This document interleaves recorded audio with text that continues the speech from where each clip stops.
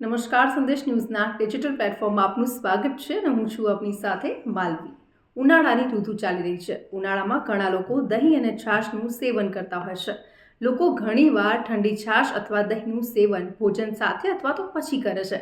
આ બંને શરીરને ઠંડક આપે છે। દહીંમાંથી બનેલી છાશ તમને ઉનાળામાં કૂલ રાખવામાં વધુ હેલ્પ કરે છે।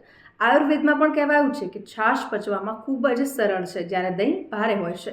દહીં શરીર પર ગરમ અસર કરે છે। તો હવે તમારે એ જાણવું ખૂબ જ જરૂરી છે કે ઉનાળામાં તમારા માટે દહીં કે છાશ કયું બેસ્ટ અને ફાયદાકારક છે।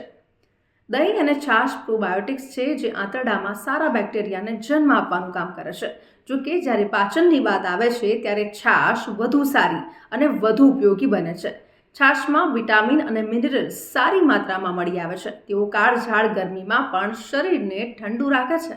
છાશ પીવાથી શરીરનું તાપમાન બરાબર રહે છે અને જો છાશને જીરું પાવડર, મીઠું, હિંગ અને આદુ સાથે ભેળવીને પીએ ને તો ફાયદો થાય છે।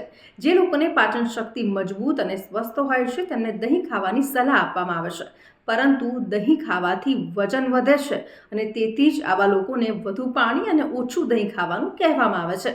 દહીંની તાસીરને આયુર્વેદમાં ગરમ તરીકે બતાવવામાં આવી છે। દહીંમાંથી છાશ પણ બનાવવામાં આવે છે। તેના ફોર્મ્યુલેશનને કારણે તે ઠંડુ રહે છે અને એટલે જ ઉનાળામાં દહીં ઓછું અને છાશ વધુ પીવી જોઈએ અને આ મસાલેદાર છાશ પીવી એ પણ વધુ ડિલિશિયસ એન્ડ હેલ્ધીયર છે।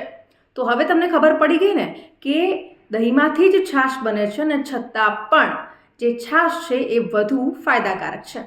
તો આવા જ ઇન્ફોર્મેટિવ વિડીયોઝ જોવા માટે સંદેશ ન્યૂઝના ડિજિટલ પ્લેટફોર્મ સાથે જોડાયેલા રહો।